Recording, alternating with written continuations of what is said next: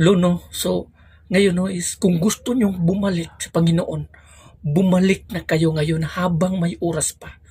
Huwag nyo nang ipabukas pa ang isang bagay na pwede nyong gawin ngayon. Hindi natin alam kung kailan matatapos ang buhay natin. Kung kailan mamamatay ang kandila ng buhay natin sa harapan ng ating Panginoon. Hindi natin alam. Maraming mga tao na gumagawa niyan noon or ngayon. Bukas na ako magbabago, bukas na ako nito, bukas na. Pero sa masaklap na pangyayari, hindi na sila inabutan ng bukas o kaya ilang minuto pa lamang na lumilipas mula noon, binawian na sila ng buhay, not ready.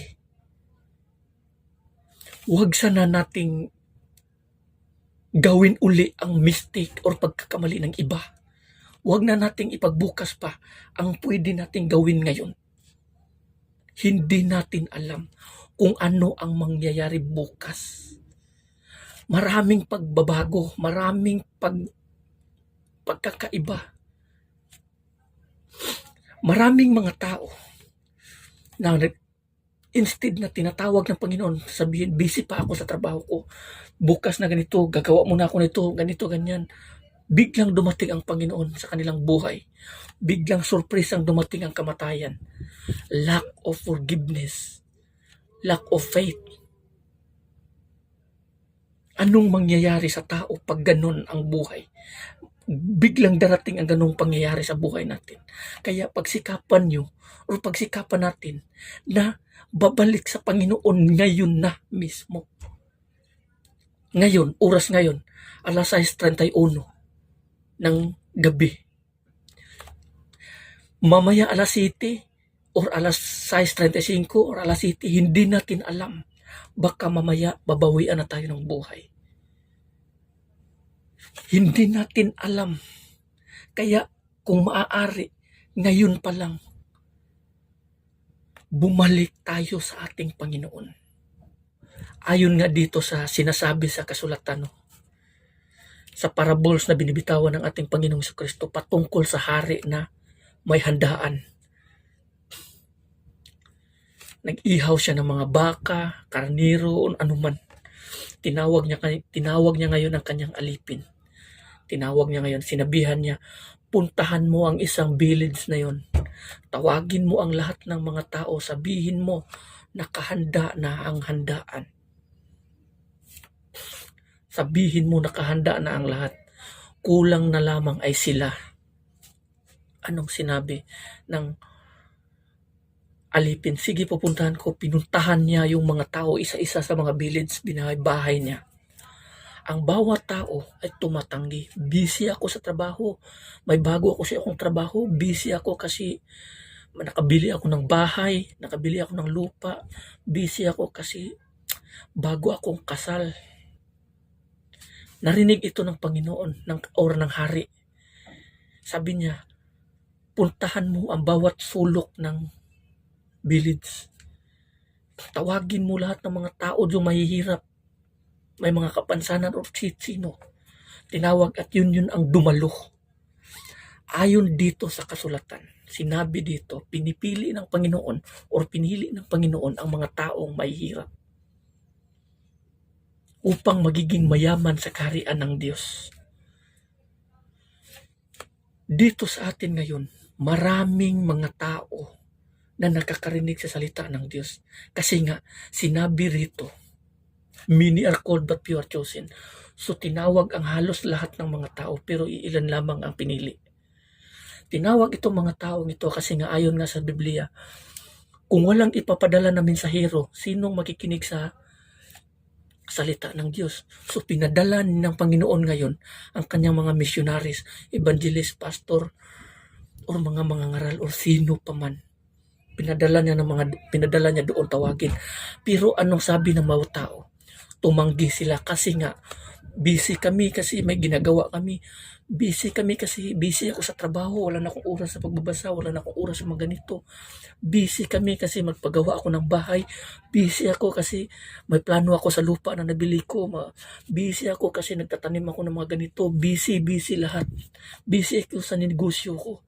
Pinupokus ko ang negosyo ko. Ito yun ang kalimitan na sinasabi o pagtanggi ng bawat tao dito sa ating mundo. Tinawag ng Panginoon at pinili ng Panginoon yung mga mahihirap according doon sa mga sinasabi niya. Tinawag niya doon. Yun yung mga tao na pinili ng Panginoon. Pero hindi pa rin lahat. According nga sa sinasabi, many are called but few are chosen. Yung lumalapit sa Panginoon at nagsisisi at nagsibalik sa Panginoon, yun yung mga taong nakakatanggap ng buhay na walang hanggan sa pamamagitan kay Hesukristo. Kaya nga sinasabi ko, habang nandito pa ang buhay na ito, bumalik tayo sa Diyos. Hindi natin alam kung ano ang mangyayari bukas o mamaya. Kung pwede natin gawin ngayon, gawin natin ngayon. Huwag mo nang mamaya na, bukas na, next month na, New Year's resolution na, next year na kasi magbabago ako. Paano kung hindi ka aabuti ng mga ganyang panahon? Anong mangyayari sa iyo? Kung hindi ka aabuti ng ganyang oras, anong mangyayari sa iyo? Kaya nga pahalagahan mo ang bawat oras na binigay ng ating Panginoon. Kasi ang Panginoon darating na tulad ng isang magnanakaw sa gabi. Hindi mo alam kung kailan o anong oras o anong araw siya darating. Basta darating siya. Ang sinabi ng ating Panginoon, maghanda kayo. Lagi kayong maghanda. Magtukaw or lagi kayong manalangin. Gising kayo lagi. Yan yung sinasabi doon. Kasi upang sa pagbalik ng ating Panginoon, gising tayo, bigla natin siyang masalubong. Huwag tayong gumaya doon sa 5 birhen na babae na hangal na pinatay nila ang kanilang mga ilaw. Kasi nga, sabi nila matagal pa yung Panginoon. Ganito rin ang nangyayari. Matagal pa ang Panginoon. Bukas na ako magbabago. Mataas pa yung buhay ko. Bata pa ako. Bata pa ako. Yan ang kalimitan na sinasabi ng bawat isa. Ngunit nang biglang dumating o surpresa ang kamatayan, anong nangyayari ng tao? Filled. Bigo sila na paglingkuran ng Panginoon. Bigo sila na kalulugdan ng Panginoon. Purihin ng Panginoon. Bigo silang gawin ito na magbago. Bigo sila na bumalik sa Panginoon. Bigo sila sa mga bagay na ito. Surprise ang dumating ang kamatayan. Diretso at anong mangyayari sa mga taong ito? Ilalayo sila sa presensya ng Diyos. At ang puot at galit ng Diyos mananatili sa kanila. Kasi ang Panginoon, sinasabi dito sa kasulatan, God is love. In God also a consuming fire. Tulad din siya ng isang apoy na kumukonsume ng bawat tao o lumalamon talaga. Lagi natin tatandaan yan. Kaya habang may oras pa, bumalik tayo sa Diyos. Bumalik tayo kay Kristo. Kasi as long as we are sinner, Christ died for us.